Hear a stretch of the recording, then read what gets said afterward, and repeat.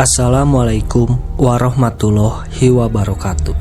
Terima kasih sudah berkunjung. Kali ini saya akan membawakan sebuah kisah horor tentang seorang bidan yang ditugaskan di pelosok desa yang mengalami malam-malam yang dihantui oleh sosok-sosok makhluk halus. Tanpa berbasa-basi, kita mulai ceritanya. Ada sebuah desa yang tersembunyi di tengah rimbunan hutan tua. Desa itu bernama Kali Rawa. Tidak ada sinyal listrik, apalagi jalan kendaraan menuju ke sana. Desa itu hanya dikenal oleh sedikit orang, dan bahkan dari mereka yang tahu, kebanyakan memilih melupakannya. Ini adalah kisah seorang bidan bernama Sarah yang ditugaskan ke desa tersebut. Sarah tidak tahu bahwa tugasnya kali ini akan menjadi pengalaman pertamanya yang tidak akan pernah terlupakan. Sarah adalah bidan muda berusia 25 tahun, energik, bersemangat, dan penuh idealisme. Sebagai bagian dari program tugas pedalaman, ia ditugaskan ke desa Kali Rawa. Ia menerima tugas itu dengan sukarela, merasa terpanggil untuk membantu masyarakat terpencil yang membutuhkan. Namun, tanda-tanda aneh muncul bahkan sebelum ia berangkat. Saat ia mengurus dokumen di puskesmas daerah, ia bertemu bidan sebelumnya, seorang wanita tua bernama Bu Sumi. Bu Sumi memberikan sebuah pesan singkat sebelum pergi. Jika kau mendengar suara yang memanggil namamu, jangan jawab. Jangan lihat ke arah mereka. Dan apapun yang terjadi, jangan keluar rumah di malam hari. Tegas Bu Sumi. Sarah menganggap itu hanya cerita rakyat untuk menakut-nakuti pendatang baru, meskipun hatinya sempat berdebar mendengarnya. Pada hari keberangkatan, ia ditemani seorang pemandu lokal bernama Pak Jono. Mereka memulai perjalanan dari pagi melewati jalan berbatu yang sempit. Awalnya semua terasa biasa saja, namun semakin masuk ke dalam hutan, suasana berubah. Hutan itu sangat lebat dengan pohon-pohon tinggi yang hampir menutupi sinar matahari. Tidak ada suara burung atau serangga, hanya suara langkah kaki mereka di atas tanah yang kering. Namun, Sarah mulai merasa aneh ketika pemandu lokalnya, Pak Jono, terlihat sangat gugup selama perjalanan ke desa. Pak Jono, yang biasanya suka bercanda, mendadak serius. Ia sesekali menoleh ke belakang dengan wajah tegang. Sarah bertanya, "Ada apa, Pak?" Tapi Pak Jono hanya menjawab pendek, "Terus berjalan, Bu, jangan berhenti." Saat mereka hampir sampai di desa, mereka melewati sebuah pohon besar dengan kain merah yang melilit batangnya. Sarah merasa ada yang aneh dengan pohon itu. Pak Jono hanya berkata, "Jangan tatap terlalu lama, Bu, cepat jalan." Akhirnya mereka tiba di desa Kali Rawa saat senja. Desa itu kecil dengan rumah-rumah kayu yang berjejer di sepanjang jalan tanah. Penduduknya sedikit, sekitar 20 kepala keluarga. Penduduk desa menyambut Sarah dengan sikap yang aneh, tatapan dingin, tanpa senyuman, seperti memandang seorang tamu yang tidak diinginkan. Ketua desa, Pak Dharma, menyambutnya dengan formalitas singkat. Ia membawa Sarah ke rumah dinasnya, sebuah rumah tua di ujung desa. Sarah langsung merasa ada yang aneh. Di dalam rumah itu ada bau yang samar tapi mengganggu, seperti dupa yang sudah terbakar lama. Di kamar tidurnya, Sarah menemukan sebuah boneka jerami kecil dengan wajah yang dilukis kasar dan tali merah yang melilit bagian tubuh bonekanya. Sarah mengambil boneka itu dan berniat membuangnya, tapi seorang wanita tua tiba-tiba muncul di pintu. "Jangan disentuh," katanya dengan suara seram. "Dia penjaga rumah ini. Kalau kau buang, sesuatu yang lebih buruk akan datang." Sarah bingung, tapi ia menuruti kata-kata wanita tua itu. Ia meletakkan boneka itu kembali di sudut kamar. Malam pertama Sarah di desa Kali Rawa tidak berjalan tenang. Suasana di desa di malam hari sangat sunyi, bahkan tidak ada suara jangkrik. Udara terasa berat, seperti ada sesuatu yang mengawasi dari balik kegelapan. Pada saat tengah malam, Sarah terbangun oleh suara ketukan di jendela. Awalnya ia berpikir itu angin, tapi ketukan itu terdengar teratur, seperti seseorang sedang berdiri di luar. Dengan hati-hati, Sarah membuka tirai jendela. Tidak ada siapa-siapa di luar, hanya kegelapan hutan. Tapi saat ia menutup tirai, ia mendengar suara lain. "Sarah, Sarah, tolong aku." Suara itu terdengar seperti seorang wanita tua, lirih dan memohon. Sarah merasa merinding. Ia teringat pesan Bu Sumi, "Jangan jawab, jangan keluar." Namun suara itu semakin mendekat, seolah-olah berdiri tepat di luar pintunya. "Sarah, tolong aku terluka." Sarah ingin keluar untuk memeriksa, tapi saat ia melangkah mendekati pintu, boneka jerami di sudut kamar tiba-tiba jatuh sendiri. Sarah terkejut dan mundur. Ia memutuskan untuk tetap di dalam dan menunggu sampai pagi. Pagi berikutnya, Sarah dipanggil ke rumah seorang ibu yang akan melahirkan. Rumah itu berada di tepi desa dekat dengan hutan. Saat ia tiba, suasana rumah itu sangat aneh. Semua jendela ditutup rapat dengan kain hitam dan bau dupa memenuhi ruangan. Penduduk desa yang hadir tampak tegang. Mereka tidak berbicara satu sama lain, hanya memandangi Sarah dengan wajah serius. Ibu yang akan melahirkan terlihat pucat, berkeringat, dan berbisik dengan lemah. "Jangan biarkan dia masuk."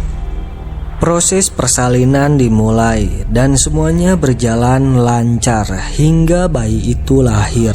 Namun Saat bayi itu menangis, lampu minyak di sudut ruangan tiba-tiba padam dan suara geraman terdengar dari luar rumah. Penduduk desa panik. Mereka berteriak kepada Sarah, "Cepat bungkus bayinya dengan kain merah. Jangan biarkan dia menangis terlalu lama." Sarah mengikuti instruksi itu.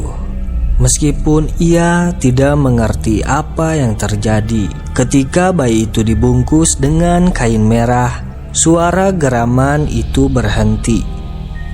Namun Sarah merasa ada sesuatu yang terus mengintai mereka dari luar. Setelah kejadian itu, Sarah mencoba mencari jawaban. Ia memberanikan diri bertanya kepada Pak Dharma, tapi kepala desa itu hanya berkata, "Kau hanya perlu bertahan 2 minggu. Jangan terlalu banyak bertanya. Kau tidak akan suka jawabannya."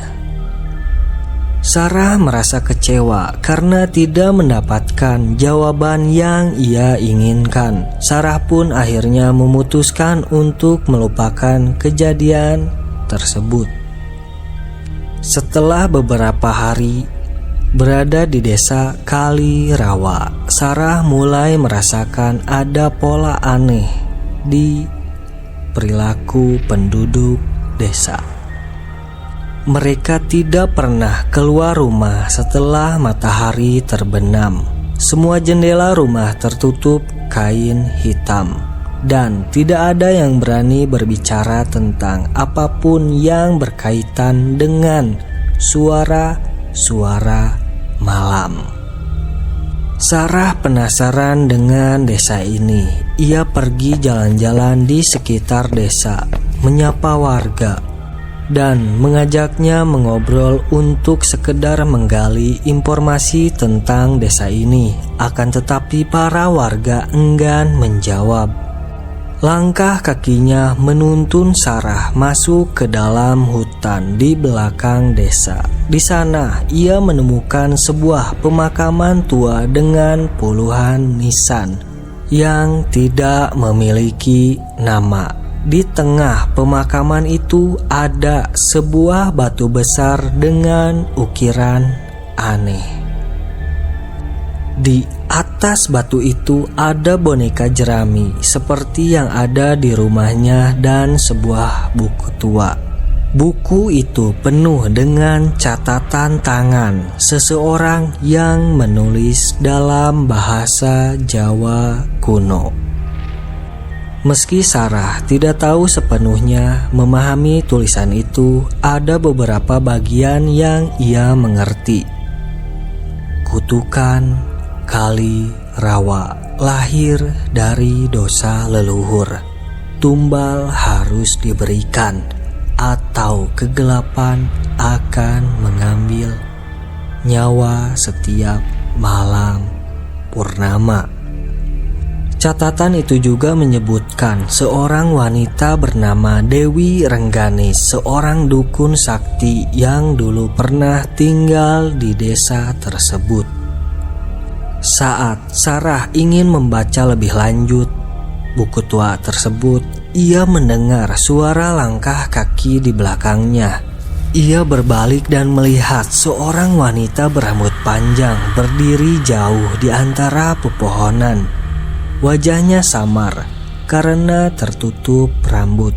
Wanita itu tidak bergerak, hanya berdiri memandang Sarah. Sarah yang terkejut, ia berlari kembali ke desa dengan napas tersengal-sengal. Tapi malam itu teror semakin menjadi. Malam terakhir Sarah di desa Kalirawa adalah malam yang penuh teror. Suara-suara aneh kembali datang. Ketukan di jendela, suara langkah di atas atap, dan suara wanita memanggil namanya. Dan boneka jerami di kamarnya tiba-tiba terbakar tanpa sebab. Dan bau menyengat memenuhi ruangan. Tiba-tiba pintu rumah terbuka sendiri dan angin kencang menerobos masuk. Di luar, Sarah melihat sosok wanita berambut panjang berdiri dengan mata merah yang menyala. Penduduk desa berkumpul di depan rumahnya mencoba melindungi Sarah. Penduduk desa membawa dupa dan membaca mantra-mantra. Dan mereka berkata, "Dia datang, jika kau bertahan, kau akan selamat." Tapi satu persatu penduduk desa terlempar oleh kekuatan tak terlihat. Pak Jono berteriak kepada Sarah, "Sarah, ambil boneka yang telah terbakar itu dan buang ke sungai di hutan. Itu satu-satunya cara." Dengan keberanian, Sarah berlari keluar rumah, membawa boneka jerami itu ke sungai di tengah hutan. Suara tawa menyeramkan dan jeritan mengiringi langkahnya.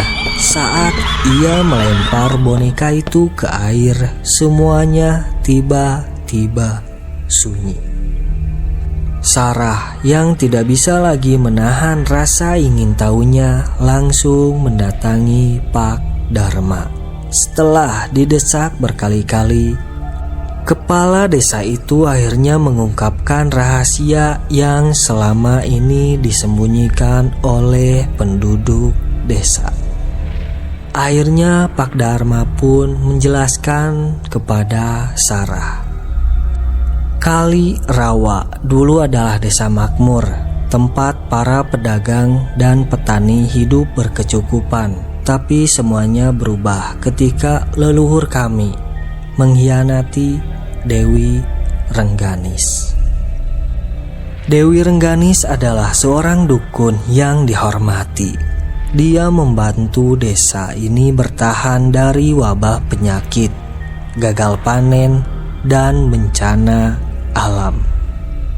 Namun, ketika dia meminta upahnya, para tetua desa menolaknya. Mereka menuduhnya sebagai penyihir jahat dan membakar Dewi Rengganis beserta rumahnya. Sebelum mati, Dewi Rengganis mengutuk desa ini dan dia bersumpah, "Setiap malam purnama aku akan datang. Kalian akan merasakan penderitaanku dan darah harus membayar darah." Sejak saat itu, desa ini tidak pernah damai. Setiap kali purnama tiba, seseorang akan mati, kecuali kami memberikan tumbal. "Tumbal? Siapa yang kalian jadikan tumbal?" balas Sarah yang terkejut. Pak Dharma pun membalas, "Tumbalnya adalah pendatang. Itu sebabnya kami tidak pernah keluar dari desa ini. Keluar rumah pada saat matahari terbenam dan semua jendela rumah tertutup kain hitam. Itulah mengapa kau tidak seharusnya datang ke sini, Sarah." Sarah terkejut dan marah mendengar pengakuan itu. Ia menyadari bahwa selama ini penduduk desa telah bersekongkol untuk membiarkan para pendatang mati demi menyelamatkan diri mereka sendiri. Namun, Sarah juga tahu ia tidak bisa kembali begitu saja tanpa menyelesaikan masalah ini. Malam itu Sarah mencoba mencari informasi lebih dalam tentang Dewi Rengganis. Ia kembali membaca buku tua yang sebelumnya ia temukan di pemakaman tua di belakang desa. Di dalam buku tersebut menyebutkan bahwa boneka jerami yang ada di setiap rumah penduduk desa adalah simbol dari jiwa Dewi Rengganis. Boneka itu adalah penenang sementara, tapi tidak cukup untuk menghentikan kutukan ini. Di tengah pencarian, Sarah melihat sosok bayangan wanita berpakaian putih dengan rambut panjang berdiri di sebelah Sarah. Wanita itu menoleh dan wajahnya penuh luka bakar mengerikan. Ia menunjuk ke arah hutan dengan jari panjangnya yang kurus, seolah memberi petunjuk. Sarah mengikuti arah yang ditunjukkan wanita itu, meskipun tubuhnya gemetar. Sarah sampai di sebuah gua kecil yang tersembunyi di balik akar pohon besar.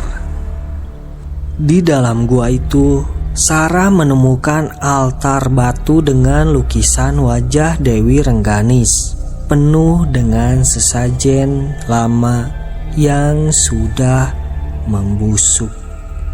Di atas altar itu ada sebuah buku mantra tua yang penuh dengan tulisan tangan Dewi Rengganis. Dalam buku itu, Sarah menemukan mantra pelepasan yang bisa mengakhiri kutukan. Namun, mantra itu membutuhkan pengorbanan besar. Salah satu penduduk asli desa harus menyerahkan nyawanya secara sukarela untuk menebus dosa leluhur mereka. Sarah kembali ke desa dan menceritakan apa yang ia temukan. Namun, seperti yang ia duga, tidak ada satupun penduduk desa yang bersedia mengorbankan dirinya. Mereka hanya berbisik-bisik di sudut rumah, berharap kutukan itu akan berlalu begitu saja. Mereka tidak akan pernah melakukannya, Bu Sarah. Kutukan ini sudah menjadi bagian dari hidup mereka. Tapi kalau kau ingin mencoba, aku akan membantumu, ujar Pak Jono.